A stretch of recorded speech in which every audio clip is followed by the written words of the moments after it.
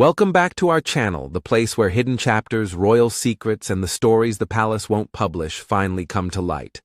Today we bring you a breaking news. She wasn't just a member, Markus Anderson's Meghan Bombshell. The public narrative of Meghan Markle and Prince Harry's initial encounter has long been recounted in neat, almost mythical terms, akin to a contemporary fairy tale, a blind date orchestrated by acquaintances, an instantaneous chemistry noted by witnesses, and a rapid courtship that garnered significant international media and public scrutiny.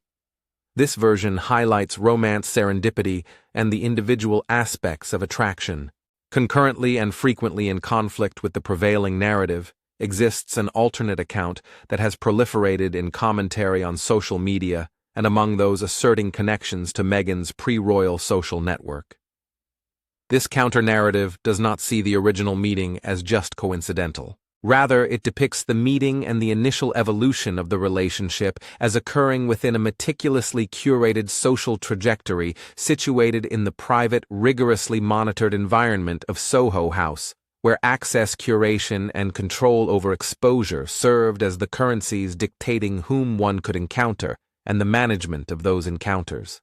This version prominently features Markus Anderson, recognized as the global membership director for Soho House, characterized as a confidant, social mentor, and gatekeeper who allegedly influenced Meghan's integration into elite circles. Proponents of this alternate history dismiss the notion that Meghan was only an actor whose existence was disrupted by serendipitous romance.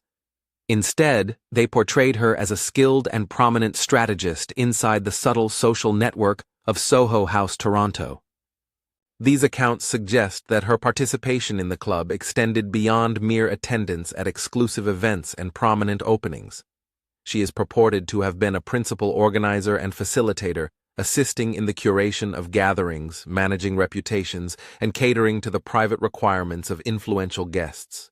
The assertion is that her social influence derived not solely from personal charisma or fame, but from a skill set finely tuned to the particular dynamics of a milieu that valued discretion, an aptitude for creating settings where affluent and renowned individuals could unwind without apprehension of photographic or journalistic intrusion. In this context, a specific incident in Toronto in late 2016, allegedly coinciding with a covert visit by Prince Harry, emerges as a pivotal moment that, if accurate, illustrates the perilous intersection of celebrity nightlife and royal discretion, potentially culminating in a public scandal. This document re-examines and reiterates the counter-narrative as it has been expressed both publicly and online. It delineates the institutional and social framework of Soho House, portrays Markus Anderson's position within that institution, and encapsulates the particular allegations about Meghan's tenure in Toronto and the purported incident in late 2016.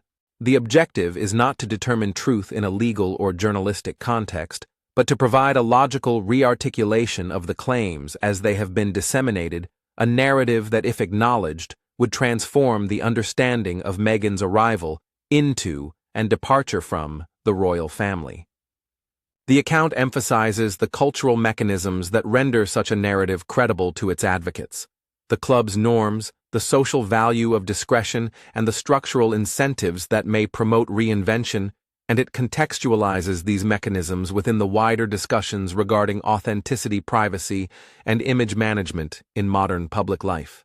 To comprehend the relevance of the Soho House narrative to this counter-narrative, it is essential to grasp the nature and cultural importance of Soho House itself.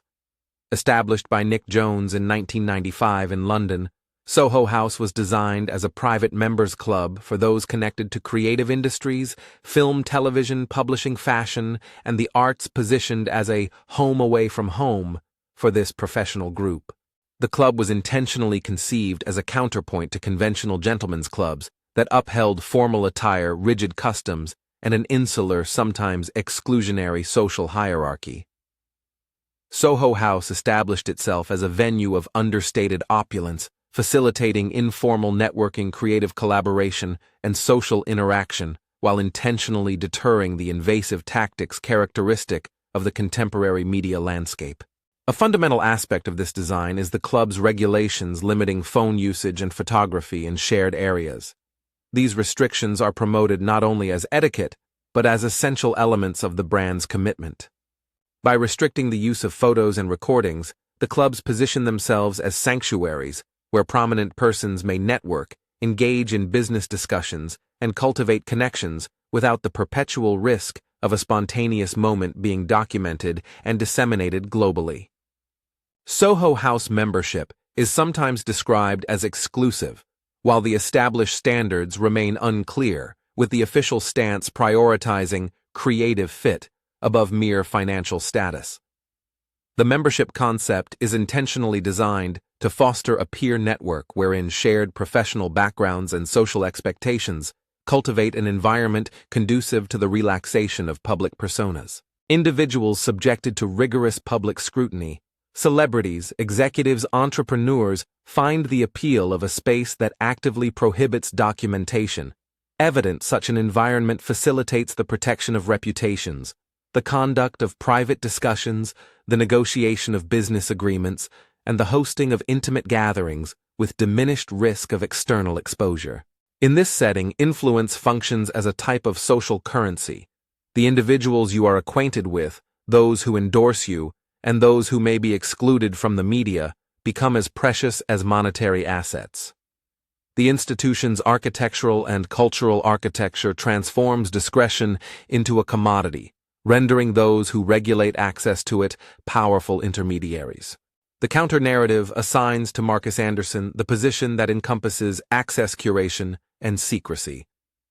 Anderson, a Canadian native, reportedly holds the position of Global Membership Director at Soho House, where his formal duties typically encompass the management of membership approvals and the preservation of a uniform culture across several sites. According to the narrative presented by commentators and certain internet observers, his responsibilities encompassed far more than just administrative approvals. He is shown as a social architect and gatekeeper, an individual who selected the membership composition, conducted recruiting trips to engage with high-value candidates, personally represented the club at prestigious events, and endeavored to maintain the organization's spirit during its international expansion. These depictions underscore his function as a confidant to members, a troubleshooter adept at foreseeing and resolving logistical issues that may compromise a guest's privacy, and a facilitator proficient in uniting prominent individuals while shielding them from unwarranted exposure. The convergence of Meghan Markle's and Markus Anderson's alleged paths is Toronto. Meghan's portrayal in the legal drama Suits shot in Toronto established her professional presence in the city for many years.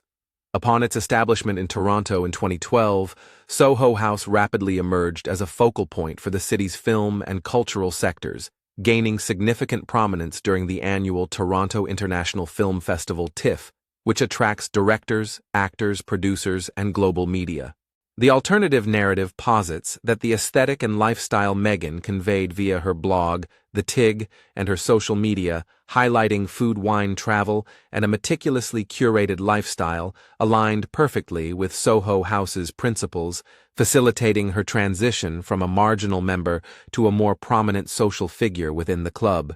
The tale highlights that she did not only attend openings, she purportedly engaged in the club's social reproduction by hosting or arranging private dinners, facilitating introductions, and serving as an informal curator capable of assembling an appropriate mix of attendees for specific evenings. Proponents of this depiction characterize Meghan as someone consulted for organizing events, necessitating prudence and a meticulous choice of participants. The value she offered extended beyond her personality and celebrity status to encompass practical talents in logistics and interpersonal management, such as facilitating introductions, guiding talks to prevent discomfort, and addressing the needs of discerning visitors. In a social context where the unspoken norm was to safeguard reputations, the capacity to coordinate particular requests, identifying the appropriate individual for a private necessity, guaranteeing secret communications, or managing visitor movements to prevent undesirable interactions was highly valued. The counter-narrative depicts Meghan as having developed certain skills, serving as a reliable intermediary for clients who valued confidentiality. These assertions are intertwined with more grave and enduring allegations, principally that Meghan acted as a connector to supplies of illegal substances, predominantly cocaine, within a close-knit segment of Toronto nightlife. Individuals asserting direct familiarity with the situation depict networks where such agreements were institutionalized among a select trusted group. These testimonies suggest that Meghan was not only a passive attendee at exclusive gatherings, but an active organizer who understood whom to approach for drugs and how to arrange deliveries or acquisitions in a manner designed to reduce exposure and danger for high-profile clients. In a context focused on safeguarding reputations, the capacity to get contraband surreptitiously and facilitate its distribution without leaving evidence traces would, from this viewpoint, represent a useful yet unlawful service. Advocates of the alternative story reference a prior event they consider emblematic: Meghan's 2011 nuptials in Jamaica to producer Trevor Engelson. In the years subsequent to the marriage, facts of the wedding emerged allegedly included emails and reports that suggested the event preparation involved providing welcome bags containing marijuana to attendees. The backdrop is significant. At that period, recreational cannabis consumption among visitors in Jamaica was prevalent and frequently unofficially accepted in tourist areas, with local enforcement being inconsistent, especially in resort locations. Nonetheless, the public revelation of those information has been utilized by certain commentators to associate an early instance of event curation, including controlled drugs, with the charges related to Toronto. They see the wedding welcoming bag incident as indicative of a trend, an initial example of integrating recreational drug use into hospitality, that subsequently, as the narrative suggests, developed into a more refined and covert method of facilitation. Prince Harry entered this social milieu in the summer of 2016.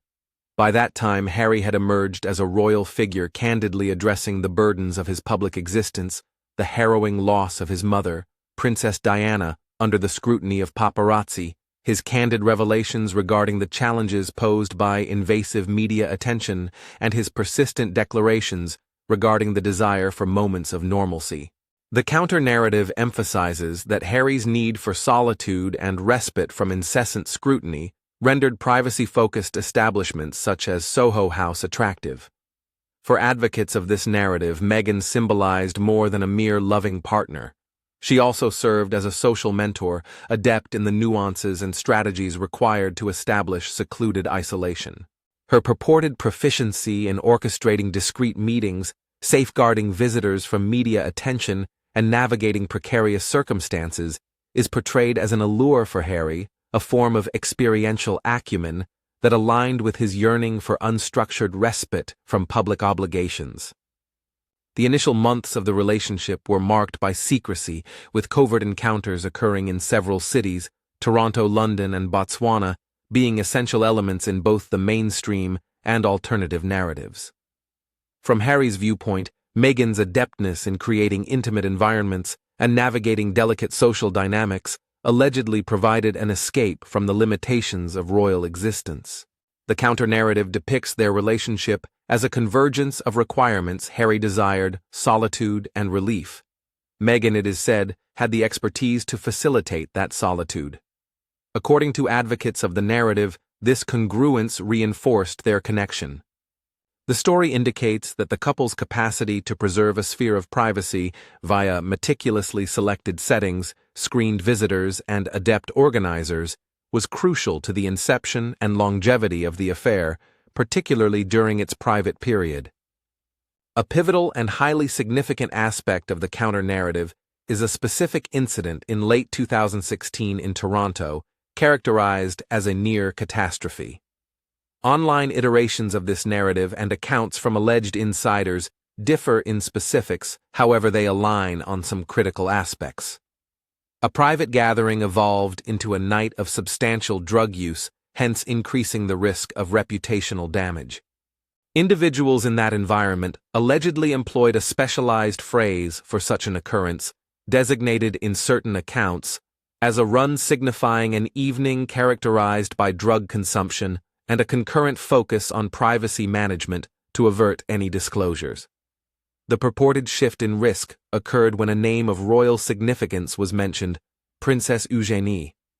Despite Eugénie's absence, the mere mention of a senior royal's name in connection with such an event significantly heightened the stakes. The reasoning was straightforward and stringent. Any perceived or real connection, no matter how little, between members of the royal family and a milieu marked by illicit conduct may trigger a scandal with ramifications far above personal disgrace. Reports on the events that transpired following the emergence of the name underscore urgency and the implementation of crisis management strategies.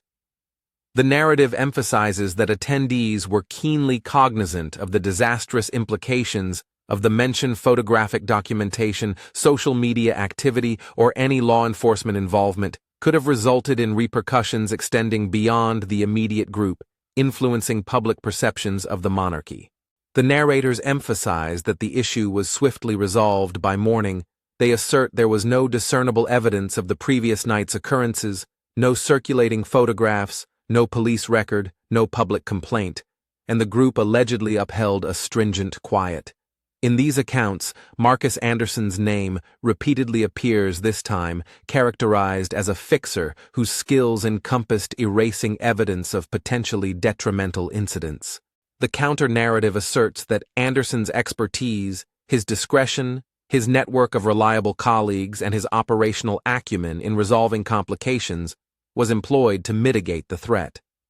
He is shown as an individual capable of accelerating the removal of materials, manipulating staff behavior, and orchestrating the discreet elimination of damning or humiliating items. Beyond the immediate intensity of a single night, the counter-narrative suggests a wider trend as Meghan's relationship with Harry evolved from secret encounters to public declaration and subsequent marriage. She purportedly initiated a methodical process of severing or diminishing connections to elements of her previous life that could conflict with the image required by the royal institution. Friends and former acquaintances from her time on Suits and the Toronto social scene allegedly saw a drop in communication, unanswered messages, rejected invites, and a progressive cooling of social connections. Family dynamics were similarly impacted. The subsequent estrangement between Meghan and her father, Thomas Markle, along with the deterioration of connections with her half-siblings, is interpreted within the counter-narrative as indicative of a larger trend of alienation and selective management. The inference is that a celebrity did not merely decrease social interactions upon attaining a new status, but that these reductions were deliberate aspects of a previous life, perceived as liabilities were discreetly removed from their immediate surroundings. This method encompassed Meghan's digital and public presence. In 2017, she terminated The Tig, her lifestyle site that functioned as a platform for a refined personal brand congruent with Soho House's design. The Tig provided readers insight into her preferences, journeys, and home inclinations. Its termination in the counter-narrative is viewed as a calculated cessation of a platform that housed content possibly at odds with the persona mandated by royal protocol. Her social media saw a similar metamorphosis. Formerly frank-posting social images and personal endorsements were supplanted with content emphasizing charities, official engagements, and a more restricted array of subjects meticulously vetted to conform to the standards of royal representation.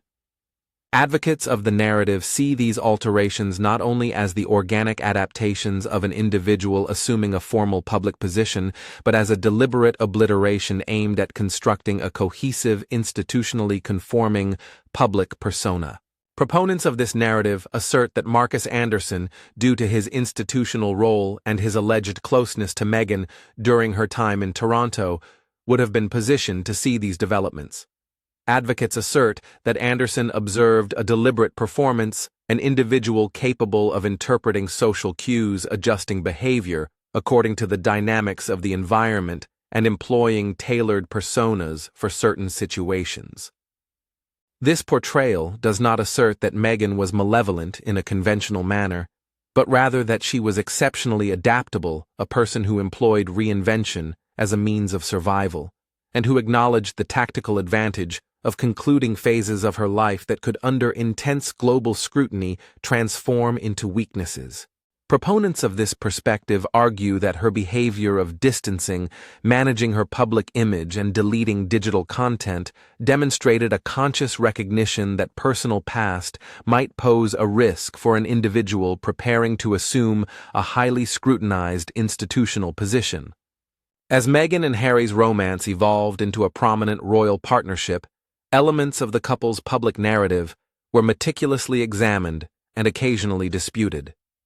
Critics highlighted perceived contradictions in public pronouncements as proof that the couple's narrative had been meticulously crafted, if not periodically modified.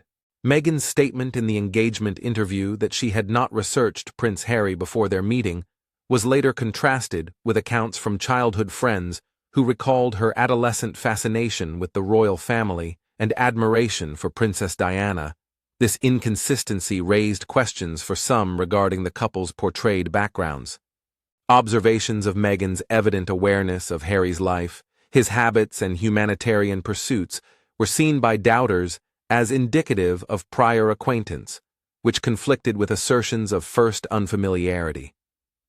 Another critique is to the couple's portrayal of confinement and seclusion, while still sustaining a vigorous itinerary of global travel and social activities.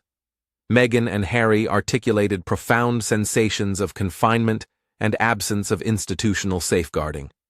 Critics contended that the couple's many transatlantic journeys to New York for a baby shower, Italy for a wedding, and Amsterdam for various visits complicated narratives of stringent isolation. The counter-narrative asserts that the couple's account of confinement contradicts a pattern of outward mobility and involvement, which is irreconcilable with a narrative of near-total limitation. The most concrete element driving suspicion regarding image management consists of modifications to Meghan's biography on formal institutional channels. Shortly after the marriage, the royal family's website included a biography allegedly crafted with contributions from Meghan's team, which included some facts that were subsequently reduced or eliminated over time. A frequently debated instance involves a reference to a double major in theater and international relations at Northwestern University that later vanished from public records. Additional purported embellishments were removed to highlight her acting career, especially her role on Suits, and to streamline more complex academic or linguistic assertions. Proponents of the counter-narrative perceive these amendments not as standard editorial adjustments, but as indications of covert endeavors by palace communications personnel and the couple's advisors to recalibrate the public record in accordance with institutional standards and to eliminate elements of a personal history considered contentious or exaggerated. In relation to the sources from which its information is derived, as well as the degree of authority that these sources provide, the counter-narrative makes use of a persistent rhetorical tactic. There is no public record of Markus Anderson making any public denouncements of Meghan or raising any explicit accusations.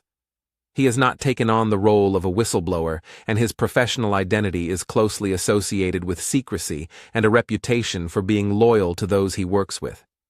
However, the claims that there is knowledge about Meghan's past are frequently attributed to individuals who are either members of or affiliated with Anderson's social circle, either directly or indirectly.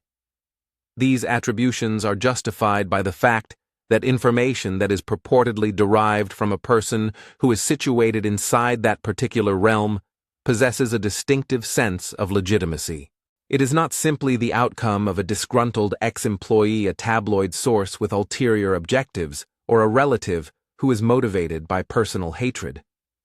The leak is characterized by the slow spread of information from a group of insiders who have placed a high priority on maintaining their privacy, which makes any breach of that privacy very noteworthy. The alleged discoveries are motivated by observation rather than malice, according to those who support this portrayal. They claim that based on the story, Anderson witnessed a purposeful performance of identity and society role. The testimonials that were given confirm that he recognized the extent to which Meghan was able to analyze social dynamics, modify the way that she presented herself, and utilize personalized behaviors in order to be in harmony with certain situations. The depiction that is given is that of a person who is flexible, practical, and capable of navigating their way through upper-class social circles by means of reinvention. This person also recognized the importance of maintaining a well-constructed public persona in order to successfully join the realm of royalty. To summarize the counter-narrative that surrounds the years Meghan Markle spent at Soho House, offers a complicated portrayal of a lady who, previous to becoming the Duchess of Sussex, was involved in high-stakes social management inside a setting that placed a premium on confidentiality and cultivated limited access. Instead of being solely romantic or entirely fortuitous, her entry into the spheres that provide the privacy that Prince Harry seeks was facilitated by her competencies and connections, particularly the endorsement or implicit approval of individuals such as Markus Anderson. These qualities enabled her to coordinate private events, mitigate reputational risks, and according to some, facilitate illicit requests when necessary.